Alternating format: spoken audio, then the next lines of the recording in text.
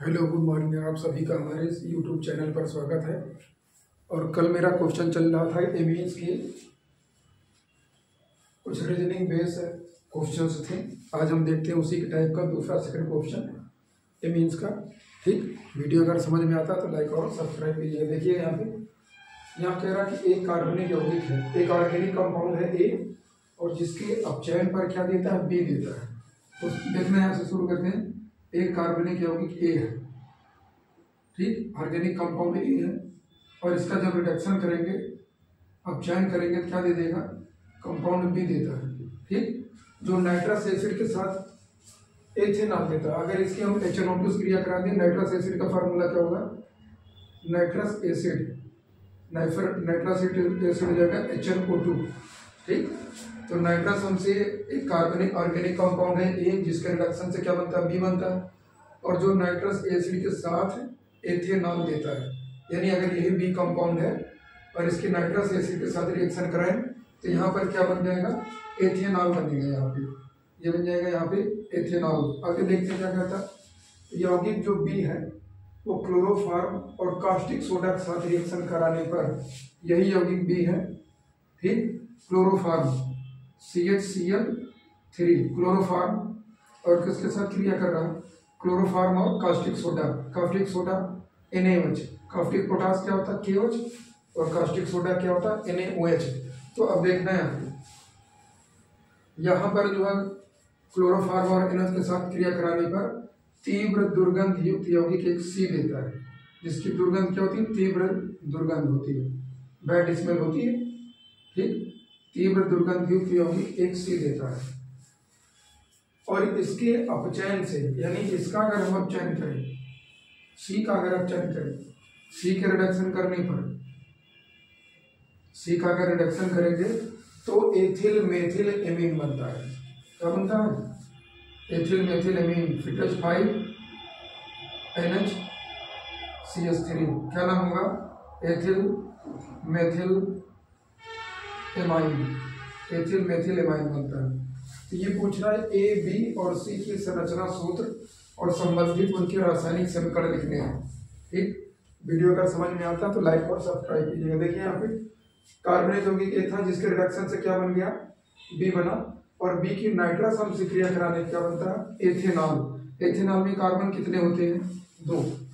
ठीक, और nitrous acid का काम क्या होता है, एमीन को एल्कोहल में बदलना, यानी NH2 ग्रुप को क्या बदलना, NH2 ग्रुप जहां भी होगा, ठीक, उसको अगर हम HNO2 लगा देंगे साथ में तो ये उस ग्रुप को कहीं बदल देगा, एल्कोहल में।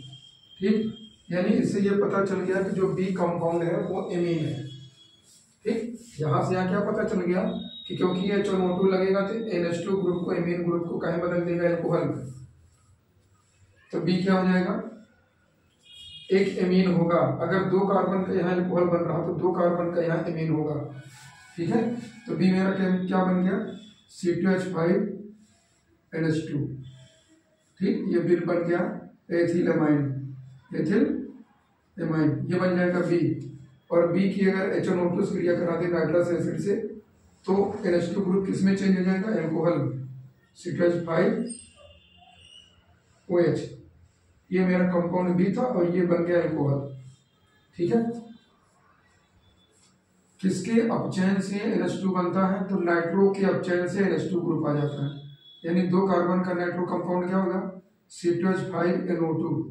NO2 है नाइट्रोएथेन, और नाइट्रोएथेन का अगर हम रिडक्शन कराएंगे, नाइट्रोएथेन, अगर नाइट्रोएथेन का हम अपचयन करा दें, रिडक्शन करा दें 3HCl के द्वारा, ठीक, तो अपचयन करने पर क्या बन जाएगा, ये बन जाएगा C2H5NH2, बी बन गया एथिल एमाइन। ठीक, तो हमें ए प्राप्त हो गया, ए मेरा था नाइट्रोएथेन, बी बन गया एथिल एमाइन, और सी देखना। अब जो बी बना है उसकी क्लोरोफॉर्म और NH से क्रिया कराते हैं, इसी बी की C2H5NH2 क्रिया किससे करा दें, क्लोरोफॉर्म और NaOH से। ये कौन सी रिएक्शन है, कार्बिल एमीन रिएक्शन। कार्बिलमिन रिएक्शन। इस कार्बिलमिन रिएक्शन में देखो क्या होता है, जो 1 डिग्री एमीन होंगे वो आइसोसाइनाइड में चेंज हो जाते हैं। किस में बदलेंगे? आइसोसाइनाइड में। ठीक।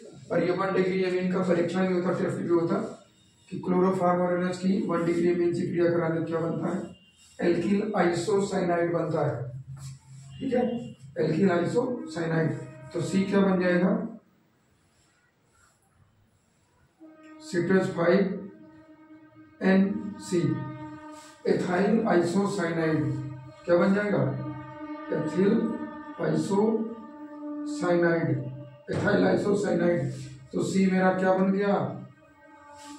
Ethyl isocyanide. और जब हम इसका अपचयन करेंगे, किसका? एथाइल आइसोसाइनाइड का अगर हम अपचयन कर दें तो क्या बन जाएगा? एथाइल आइसोसाइनाइड से ये बन जाएगा ethyl methyl amine, ethyl methyl amine बन जाएगा। ठीक है, तो इनका अपचयन करा देते हैं। अगर C का रिडक्शन करा दें, ठीक है, 2 कार्बन यहाँ लगे, 2 हाइड्रोजन यहाँ लग जाएंगे, 2 हाइड्रोजन, 3 हाइड्रोजन यहाँ लग जाएंगे, एथाइल मिथाइल एमीन बन जाएगा। वही बन जाएगा ये ग्रुप पूरा वही। तो इनका अपचयन करा देते हैं 3HCl के द्वारा। तो अपचयन कराने क्या बन जाएगा? रिडक्शन करा देते हैं। तो C2H5NHCH3 क्या बन गया?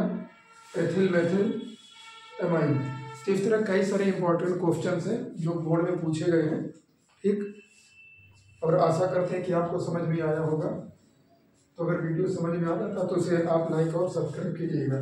एक बार रिपीट रिवीजन कर लेते हैं इसका। कार्बनिक यौगिक A था, रिडक्शन करने पर B बना, और नाइट्रस हम से क्रिया कराने पर क्या बनता है? एथेनॉल बनता है। और यहाँ इसका क्लोरोफॉर्म NH से क्रिया कराने पर तीव्र दुर्गंध वाला यौगिक बनेगा C, जिसके अपचयन से एथिल मेथिल एमीन बनता है। तो अब देखना, नाइट्रस हम जहाँ भी होगा वो एमीन को एल्कोहल में चेंज करेगा। तो यानी यहाँ पर कोई एमीन ग्रुप होगा तो एल्कोहल बदलेगा। तो 2 कार्बन का एल्कोहल था तो 2 ही कार्बन का यहाँ पर एमीन ग्रुप, वो एमीन ग्रुप हो जाएगा। ठीक, और एमीन किसके अपचयन से बनता है? NO2 ग्रुप के, नाइट्रो ग्रुप के रिडक्शन से एमीन बनता है। तो यहाँ पर इनका रिडक्शन करेंगे यानी ये नाइट्रोएथेन हो जाएगा, और B नंबर पे क्या हो जाएगा? एथाइल एमाइन हो जाएगा। और इसकी अगर नाइट्रस हम से क्रिया कराते हैं तो एथाइल एल्कोहल बन जाएगा। और B की क्लोरोफॉर्म और NH से, B क्या है? 1 डिग्री एमीन है, और क्लोरोफॉर्म NH से क्रिया कराने पर एल्किल आइसोसाइनाइड बनता है, यानी एथिल आइसोसाइनाइड बनेगा। और इस अभिक्रिया को क्या बोलते हैं? Carbyl imine reaction. तो कार्बिल इमाइन रिएक्शन क्या होता है? 1 डिग्री एमीन को आइसोसाइनाइड में चेंज करता है। और ये आइसोसाइनाइड बना, इसका फिर से रिडक्शन करा देते हैं तो एथिल ग्रुप इधर हो जाएगा, मेथिल इधर हो जाएगा, और ये NH बन जाएगा। तो एथिल मेथिल एमीन। ठीक है, वीडियो अगर लाइक आता है समझ में तो उसे लाइक और सब्सक्राइब कीजिएगा। ठीक, धन्यवाद।